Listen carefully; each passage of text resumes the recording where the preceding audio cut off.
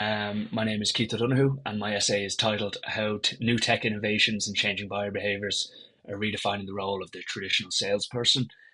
So it covers B2B sales, which is a sector I'd be very much interested in and have some experience in. It started when I was 16, working for an aviation company during transition year work experience. And from then on, I was hooked. And for the last 2 years, I've been working in an outsourced business development consultancy startup here in Dublin, gaining a lot of really good core selling experience that I'm hoping will carry me after college. Also, another reason I'm passionate is my father was a born salesperson. He's worked in New York, in currency exchange. In Dublin, he worked as a stockbroker when he came home. And then even towards the end of his career, right as he was about to turn 60, he decided to pivot again and get into door-to-door sales, which is through sales. So that's where my passion really comes from. This essay covers everything from my personal relationships, Will Never Go Out of Style, which is covered by Sarah Ann and her 5 constants of marketing. Also, then companies choosing short-term revenue over long-term growth, which was covered by Nikki Evans.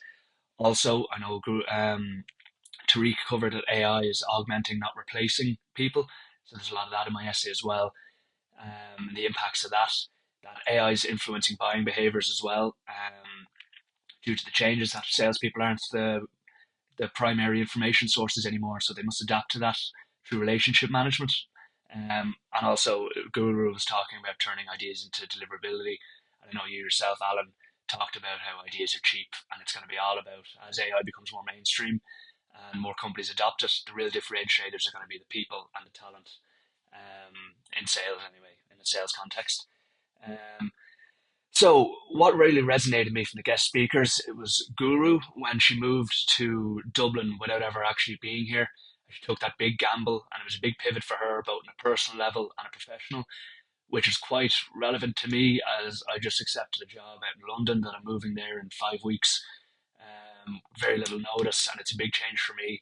So to see someone like Guru coming through the door and chatting, seeing her talk and her story, made me feel a lot more at ease. What would I push back on? There was one moment in the Q&A with Martina Gloss where she said her one mistake that she would go back and not do again was that she would, spend more time. She'd be a bit choosier of where she worked. That she feels that she spent a lot of time working in companies and industries that didn't align with her values, and it's really important to know what your values are and what your beliefs are, and really find the right job for you. I challenged her in the Q&A asking, is that a viable strategy for someone coming out of college, or is that a luxury you can only afford when you have an established career already and your established network and connections and a good CV behind you? And honestly, the key takeaway for me from the whole course, from the guest speakers, from my essays and everything, was actually mentioned by Sarah Ann, which was that relationships will never go out of style.